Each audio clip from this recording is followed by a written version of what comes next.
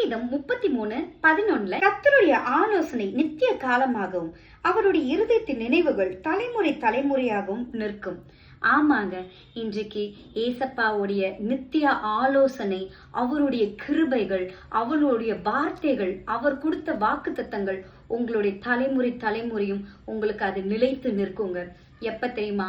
நீங்க தேவனை உறுதியா பிடித்து கொள்ளும் பொழுது உங்களை குறித்தும் உங்களுடைய வாழ்க்கையை குறித்தும் தேவன் உங்களுக்கு சொன்ன வாக்குத்தத்தங்கள் ஒன்றும் நிலை பெறாமல் இருக்குங்க. தேவன் உங்களுக்கு சொன்னவை எல்லாம், உங்கள் தலைமுறைக்கு சொன்னவை எல்லாம், உங்களுடைய வாழ்க்கைக்கு சொன்னது எல்லாமே கண்டிப்பா நடந்தே ஆகும். உங்க முழு இருதயத்தோட நீங்க விசுவாசிங்க. ஏசப்பா உங்க வாழ்க்கையில சொன்ன அத்தனை வாக்குத்தத்தங்களும், அத்தனை நன்மைகளும், அத்தனை ஆசீர்வாதங்களும் உங்க வாழ்க்கையில நடக்கும். நீங்கள் ஆபிரகாமின் சந்ததியாக இருக்கிறீர்கள்.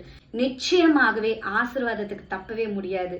நீங்கள் ஆசீர்வதிக்கப்பட்டவர்களாய் இருப்பீர்கள். நீங்கள் உங்கள் பிள்ளைகளின் பிள்ளைகளுக்கு ஆசீர்வாதங்களை கொண்டு போய் சேர்ப்பீர்கள். God bless you.